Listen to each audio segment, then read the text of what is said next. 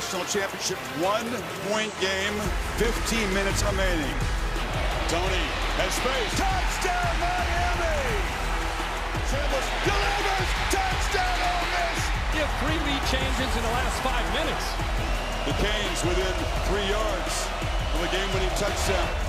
Carson back with his legs puts Miami on top. Chambliss trying to have the last word.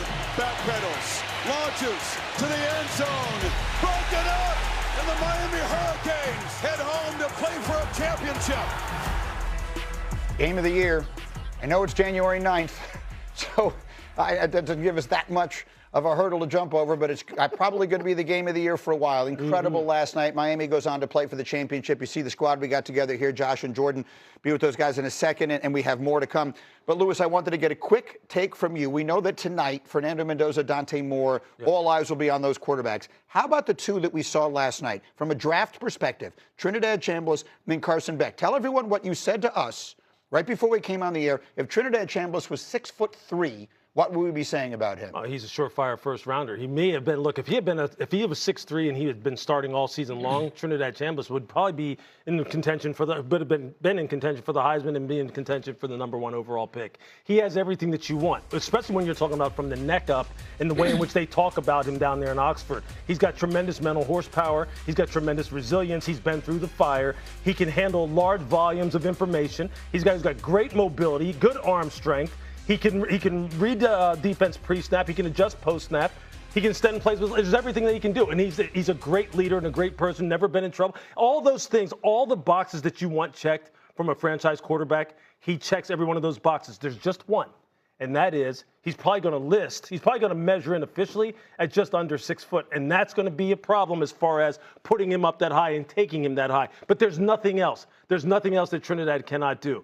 When you're talking about Carson Beck, look, I think he started off the season as someone who everyone thought maybe would be in contention for the #1 overall pick or the first quarterback to come off the board.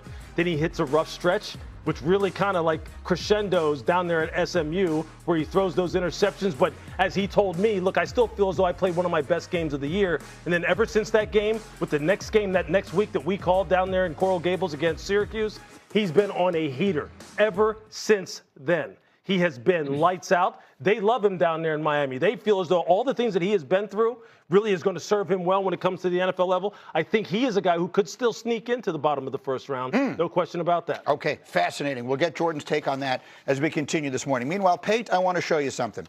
Can we put up C5, please?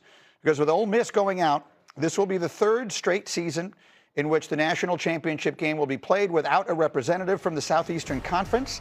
It is the longest streak for that conference since a run of 4 straight from 1999 through 2002. The Big Ten has taken advantage. They've won 2 straight titles. They're going to get one of the other. Either Indiana or Oregon is going to play for it a week from Monday. So they could be in a place where the Big Ten wins 3 consecutive national championships with 3 different teams. Let's not get ahead of ourselves. But Josh, and the SEC has sort of run the sport for quite some time. What do we say about it all this morning? Well, the tops of the tallest trees being shaved in college football, meaning the talent being a little more spread out, probably stood to impact the SEC more than any other conference, Greeny. Now, I'm making really 50,000-foot points because the fact of the matter is the quote-unquote issues, if you want to call them that, at Texas are different than that of Georgia, are different than that of Alabama. But I will say very, very holistically, I told you this last week, I'm going to continue to tell you this.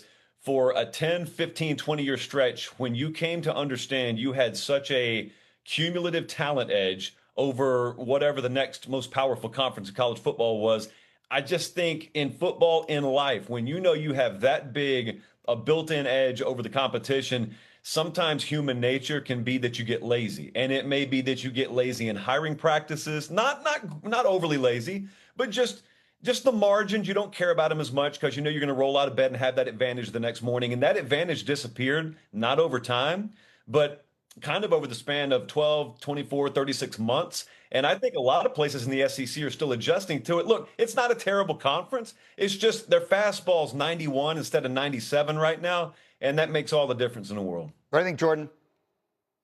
Yeah, SEC has had a talent monopoly for a long time. And I think what you're seeing change is not just the distribution of the top level talent. Of course, quarterbacks, 5-star quarterbacks and top receivers are going to other programs in the SEC. But the SEC always had the best rosters from really 20 to 40. Not just that's the starting 22, but the depth was always 5 and 4 stars that were under recruited, that were being developed. That's what you saw. Maybe the biggest discrepancy last night was Ole Miss didn't have any depth. Their starting 4 across the defensive front are really good. They had nobody behind them, and they really had nobody behind them all year. And I think that's what you're starting to see with the SEC, with NIL. Those guys aren't sitting on a bench as 4 stars and 5 stars and developing anymore. They're going to other schools. And so I agree. Look, I'm a guy that is mostly on SEC Network when I talk college football. The Big Ten's a better conference right now. They are. They've proven it in the bowl season. They've proven it in playoffs. The SEC had a great run. 16 of 17 times they competed for national championships. Now they'll be out of it the last 3. The Big Ten is taking that crown, and it's not just in playoffs. It's the bowl games. It's the distribution of talent. The SEC no longer has that monopoly on the rosters, on the talent like we've seen for so long. The reality is, when Josh says that this has all changed in the last 12 to 24 to 36 months, everything has changed. Literally everything. College football has gone through the Industrial Revolution. The Industrial Revolution took a century. They've done it in like a year and a half, right? Literally everything in the sport is entirely different. We were talking about a sport where you couldn't buy a kid a turkey sandwich lest he would lose his eligibility, to a sport now where a guy gets paid $4 million and wants to leave 5 days later. I know they reversed that, but everything has changed. So the idea that this isn't going to create an entirely different power structure within the sport is just ludicrous. So I don't know where it will all settle, because I don't know when they will arrive at whatever the equilibrium is that they find at the end of this thing, because right now it's just madness. But that, to me, is the simplest explanation. There's almost sort of a randomness to where it's going to fall. You hire the right coach, you get a couple of breaks, John Harbaugh, Ryan Day, now maybe Kurt Cignetti, and all of a sudden the Big Ten looks like the big dogs on the block. Yeah, look, money talks. It's as simple as that. When you talk about how everything has changed, all you have to do is really go to the football facility of one of these Power 4 conference football teams, the upper echelon teams, and just look at the player parking lot as far as where their cars are parked. That's right. You would think that you are pulling up to the San Francisco 49ers parking lot, not the University, not Georgia's parking lot or Tennessee's parking lot or Ole Miss's parking lot, because there are Bentleys, Corvettes, Lamborghinis. I'm sitting there going, wait a second. I was driving my sister's Mustang GT, and I thought I was the man back in 1987, let alone a brand-new Corvette, brand-new Porsche. It has changed. You're right. It has changed everything. And, Jordan, look, I think you make a great point. You cannot stockpile 4 and 5 stars anymore, because guys are going, hey, look, if I can't play here, I'm going somewhere else. I'm just going to move. I don't care how much, what it's been like in the past. I don't care how many people you put in the league in the past.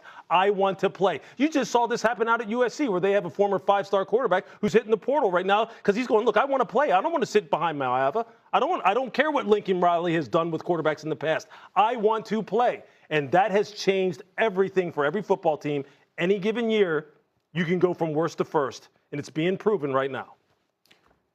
The absolute best example of this is Texas Tech. They went from completely irrelevant to first-round bye. Now, I know they end up losing that game, but that's what the NIL does. Just like that. You can completely flip the roster. You can completely flip the culture. You can completely flip your standing in college football. SEC used to be able to rely on, hey, we can get you to the NFL. We can get you to the first round. That doesn't matter to them anymore. They want to get paid, and then they're going to figure it out from there. Yeah, basically, you just need a billionaire who's really into it. Right? You need Ellison. You need Mark Cuban. You need whoever it is that I've forgotten the name of the guy at Texas Tech who just put all that money into it and said, here, go buy a football team, and they've done it. That can't last. Like, that just can't be what the sport is forever. So someone's got to figure out something so that there are some rules in this thing. But for the moment, that's where they are. They are a lawless society, and each way it'll come out on top. Josh Pate, jump back in. Also, to go back to what Jordan just talked about, the concept of the SEC having the best frontline guys, but also 21 through 40, the depth being there. You go to a Georgia practice, an Alabama practice 5 years ago, and you half the time when you say, who is that guy? Their answer is, well, we're redshirting him this year. He'll start next year. He'll start 2 years from now. It just fascinates me that we've shaved the depth, not just off of SEC rosters now. It's impacted them disproportionately, but not just SEC rosters, but a lot of the rosters out there, right as we're asking someone to potentially play 17 games to win a national championship. And every time I'm watching Game like Miami last night, you got guys falling all over the place. I'm thinking about the randomness you just talked about, Greeny, as being injected into the sport. The randomness is never more apparent than when you see a frontline guy go down that you may have spent $1.2 million on, and you find out there was no depth there. And his backup, the fall off from that starter to that backup, I know that the NFL's dealt with this forever. These big programs, that is not a concept that they've been used to dealing with in this harsh an environment forever, since they've existed.